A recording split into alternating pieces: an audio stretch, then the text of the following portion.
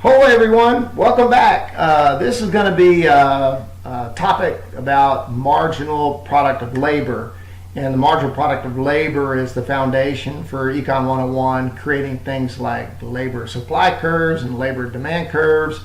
And we're going to show you why none of this stuff makes any sense and these curves really don't exist. So I've got two little podcasts coming for you. One kind of introduces the topic, shows about some problems with the system, and the last closes with a bang. I think you'll really like it. At some point in here, I actually show you where the economist got the wrong answer. Everybody loves it when their professor gets the wrong answer. So enjoy. Thanks. Bye. Hello. Welcome to our Marginal Product Labor podcast number 1.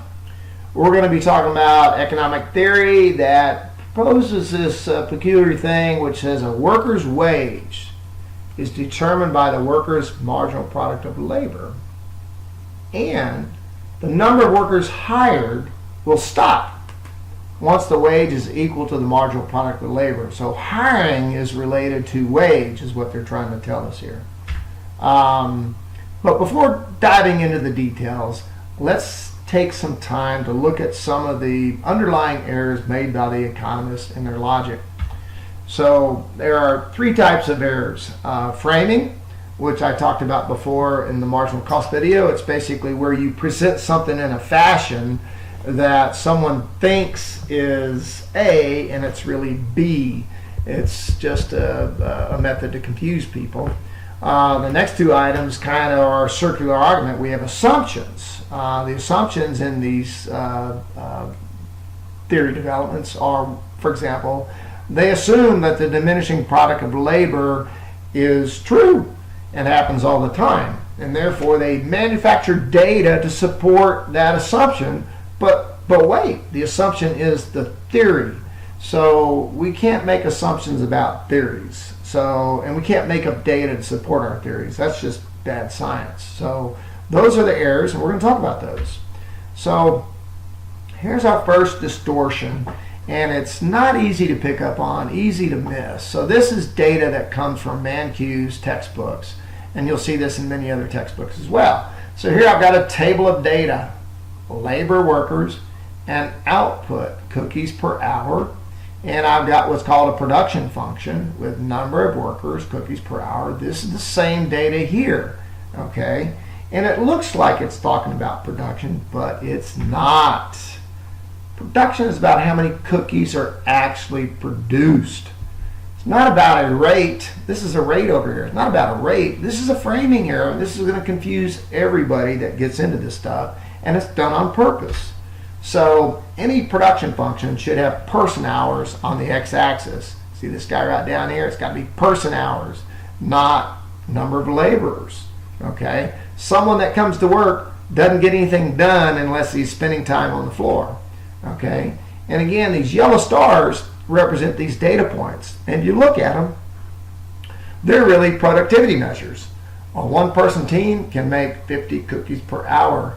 A 6-person team can make 155 cookies per hour. This is not an amount of output. Okay, these are productivity numbers.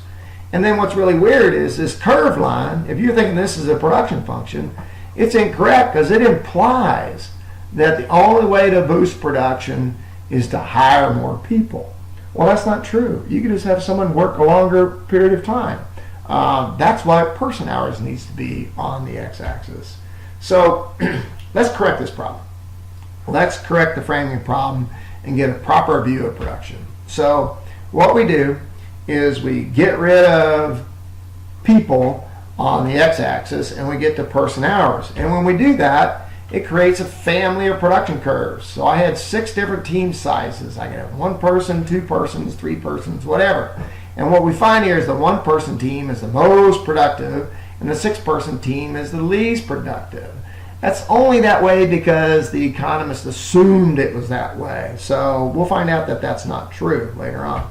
So, and the yellow stars just represent the same data points that Mankiw had on his chart earlier before. One thing to note, the steeper the slope, the higher the productivity. And then the conclusion is person hours must be used when studying production functions, not team size. And we can throw out the diminishing product of labor idea. This is false. But wait, there's doubt out there, and there always is this question. But wait, Mr. Ryan, wait. My teacher said that a pizza place with 2 ovens hires more and more workers. Eventually, there are too many workers in the kitchen, and productivity must go down. This is the reason for diminishing marginal product. It does exist. It really, really does. That's what I've been told. But you're right. You're right. You're 100% right. 4 cooks in 2 ovens will be more productive than 25 cooks in 2 ovens. There's no doubt about it. I'll give you that. However, this situation never happens in real life. And that's the problem with economists. They make all these assumptions that don't align with real life. So let's talk about that. Let's talk about what happens in the real world. Okay? You got a pizza place. And we got pizzas being made, and we got person hours. Nobody's there yet.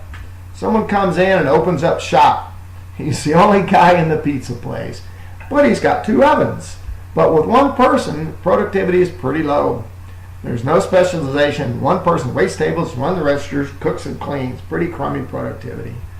But as workers are added, productivity increases. This is why the diminishing marginal product is false. It doesn't always apply. It applies in certain situations. So we can add people and increase productivity, and at some point we will reach the optimum number of people given upon the work structure or the structure of the work environment. Okay? 2 ovens, 4 cooks sounds about right. But as we keep adding more workers, that productivity declines. And that's when you see the diminishing marginal product. Again, it happens in some cases, not all the cases. So what we really have is we have the natural law of optimization. For a given work environment, there's an optimum number of workers that maximize production. At this optimum point, adding staff or removing staff will reduce productivity. This is what determines the number of people hired, not wage. So, this new natural law of optimization, it should displace the law of diminishing marginal product because it only happens under certain situations. So, let's talk about created data and the problems that it causes. Okay? So, Econ 101, core belief, diminishing product of labor. As you hire more people, productivity goes down. No matter where you look at an econ textbook, you're going to find this type of data examples. They will never give an example where productivity is going up. And this is a syllogism. A syllogism is a logical statement that is true some of the time, that's used to justify a belief all of the time. That's what the diminishing law of marginal product of labor is, and it's bad. You cannot say that in all cases adding people is going to reduce productivity, and it's bad for science. However, economists make up data to support their theories each and every time. So look at this. How is it that if I take my cookies per hour and double it, I get bushels of apples per day? Is that a coincidence, or is that manufactured data? I'm pretty sure it's manufactured data. So, some observations. Economists fail to distinguish between productivity and production. Pretty amazing, but it's true. Economists make assumptions their theories are correct, and then they create the data that supports the assumptions, justifying their theories. It's no logic that would stand a proper challenge. Diminishing marginal product for labor is a syllogism, as we talked before. It's right some of the time, but not all the time. Therefore, you can't use it for all situations, and you can't use it to justify things. Economists have made these claims before, and they've ignored them. That's the honest truth. They've been called out before, and they've ignored them. So basically, students are going to be better served taking a personal finance class. But watch the next episode. Find out economists actually got the wrong answer. So I want to thank you for listening. Be critical out there. Take the time, think hard, get the knowledge that you need to know to be successful and prosper at your life. Thanks a lot. Have a great day. Bye.